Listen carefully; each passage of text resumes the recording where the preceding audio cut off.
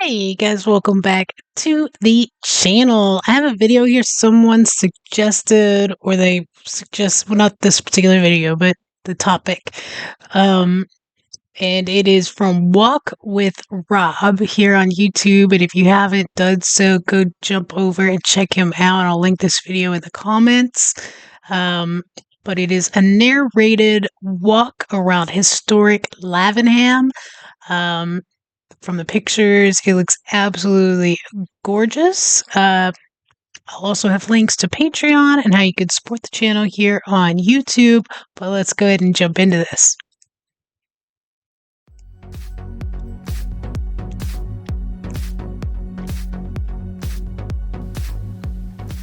Good morning. We're in the historic town of Lavenham today. Lavenham is in the lovely county of Suffolk, to the north of London. We're staying at the Swan Hotel in the town, and I've made a separate video all about the Swan. In this video, we're going for a walk around the centre of Lavenham to look at some of the historic buildings. We'll start our walk at the Swan Hotel and walk up the High Street. While we're walking, I'll tell you a little about the history of Lavenham and why there are more than 300 listed buildings here. Love those One buildings. of the You first guys things know that I you love notice those about Tudor Lavenham buildings. is a number of half-timbered medieval houses. I'll stop here and cross the road to take a photo of the house in front of us on our left. This is the famous Crooked House. This is part of a much larger building constructed at the end of the 1300s and is said to be the inspiration for the famous nursery rhyme, "There was a crooked man." According to Country Life magazine, this is one of the world's most photographed homes. I've seen You'll see evidence pictures. of this if you do a search on Instagram. We'll walk up Market Lane now, which leads to the marketplace. In the 14th, 15th and 16th centuries, Lavenham was one of the richest towns in England. Its wealth was built on the wool trade and the popular Lavenham blue cloth. Despite its population being no more than 2,000 people, Lavenham paid more tax than the great cities of Lincoln and York. There's a blue plaque here. I presume Mr. Darcy was a much-loved family pet.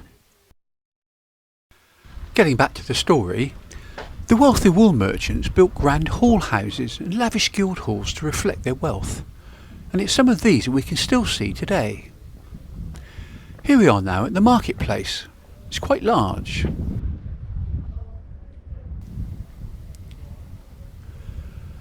The large building that we can see on the right is the Guild Hall, one of the buildings constructed by the wealthy wool merchants.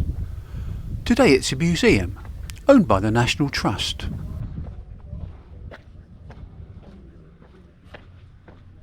These are gorgeous. I don't think I've seen them with the gray wood. I don't know if that's painted or if it's just the age on it. I loved walking through that alleyway and seeing those like little archway fences that looked really old. I was going to stop it, but he was talking. This place looks absolutely gorgeous. I would love to go and stay at a little inn and just kind of explore because we, we just don't have anything like this. Not that I've seen. You guys are so lucky with the history that you guys have. I just think it's so cool.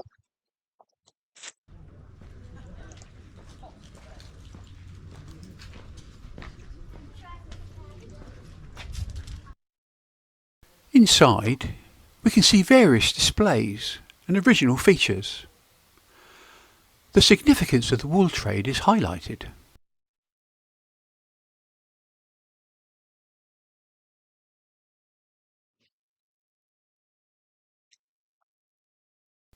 There's also a large section on Lavenham during World War II. There were several airfields in the area, many of which were used by the US Air Force. The Guildhall also included the town's lockup Look at that.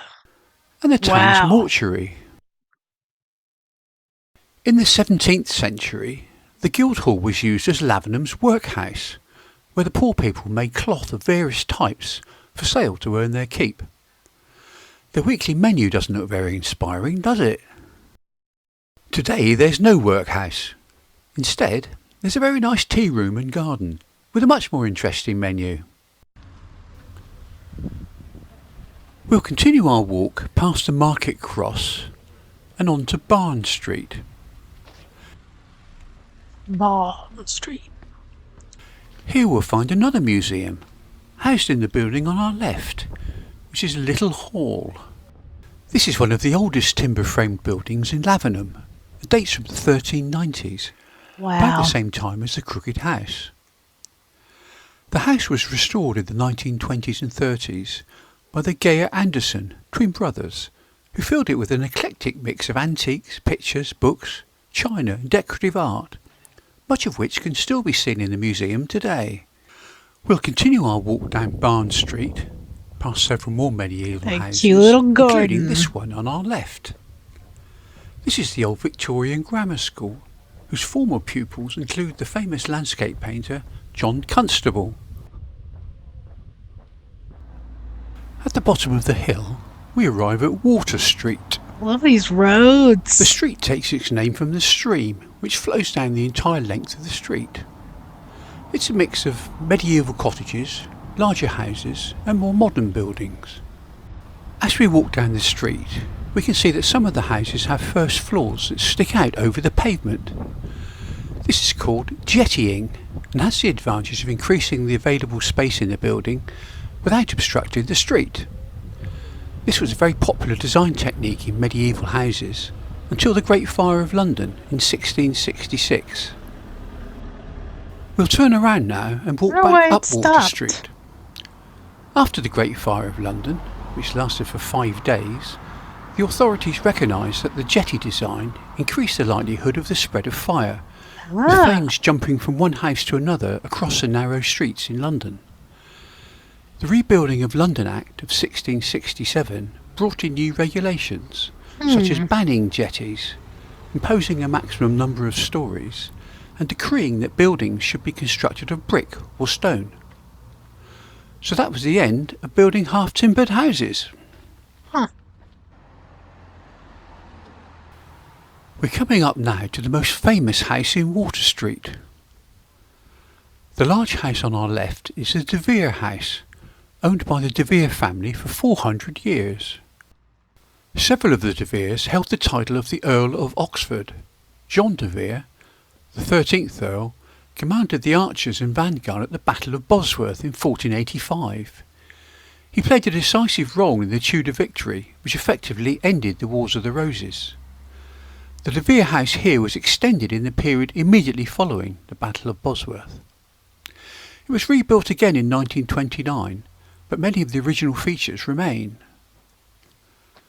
But that's not the only reason why this house is famous. You might recognise it. The De Vere house here was featured as Harry Potter's birthplace in the film Harry Potter and the Deathly Hallows, Part 1. It's claimed that this doorway is the second most photographed doorway in Britain, after number 10 Downing Street. That's cool. That's a really cool house. I don't know that I've seen one of these that had like the brick, especially like that herringbone design on it. That's gorgeous. Gorgeous. That's why they used it in a movie, a big movie. I don't know about you guys, but like I subscribe to Walk with Rob. I liked the video. If you guys are enjoying this, you absolutely should do the same. And support another creator, but I really am enjoying this video. I love being able to see these kind of side streets, the walking tour, as well as I think he's doing a fantastic job hitting all of the highlights and the history. If you guys want to see more of this type of video, let me know in the comments because I'm all for it. We'll continue on up Water Street. The question that we haven't answered yet is, why are there so many half-timbered medieval houses surviving in Lavenham? During the reign of Henry VIII in the 15th century, trade sanctions led to a loss of the country's export markets. Lighter and cheaper cloths became more popular, and the woolen cloth trade in Lavenham fell into decline.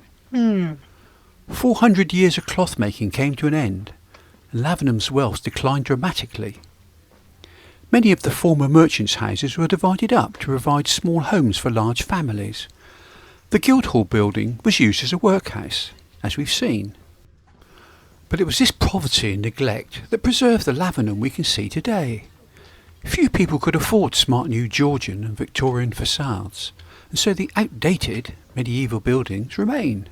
Glass half The full. streets that we've walked around today are still very much on the same scale as they would have been in the 15th century. Lavenham today is Britain's best preserved medieval town. Or is it a village? I'm not sure.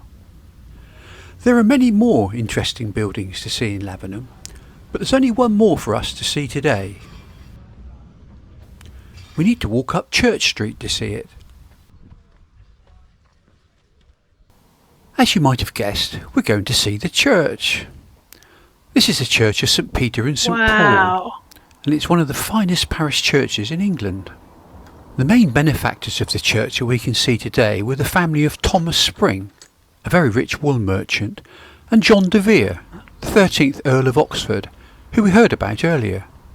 His contribution to the construction of this magnificent church was as a thanksgiving for the Tudor victory at the Battle of Bosworth, which ended the Wars of the Roses in 1485. Presumably, he was in the favour of King Henry VII and did very well financially when the Tudors came to power. St Peter and St Paul's Church is a Grade 1 listed parish church, and what we can see today was built on parts of the existing church between 1485 and 1525. The tower is 141 feet high. It's one of the most important wool churches in England.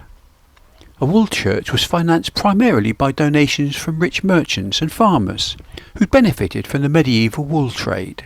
Wow. That's We'll gorgeous. have a very quick look inside. That's beautiful. And so we'll leave the church, and that brings us to the end of our walk around historic Lavenham. I hope you found this video interesting. I did. If you have, please give us a like or leave a comment, and consider subscribing to our channel on YouTube to see more walking videos on Walk with Rob. That was awesome. I enjoyed that walk with Rob 100%. I thought that was awesome. I think he did a fantastic job. What a gorgeous village. And the church, I was thinking while he was walking up to it, you guys, a lot of these videos that I've watched, they've showed the churches and they'll say the names and they go in and you see all the inside, but they don't usually tell you like what religion they are for, and I don't know if that's because they've changed from what it initially was to something else based on kings and stuff like that, because it was very controversial obviously at one point. But what do you guys think? Like, is there like what most of these churches are? Does it have to do with like the crown or formal crowns? You guys gotta let me know, or if it's just kind of an eclectic mix. But I enjoyed that a lot. Like I said earlier, if you liked that video, you want to see more of these kind of walking tours, historical walking tours, let me know, because I see them all the time. And I just don't know if it's something you guys are interested in. But I like it. I like it a lot. So don't forget to hit like, share, subscribe. Go check out Walk with Rob. And have an awesome, awesome day. Thanks for watching with me, guys.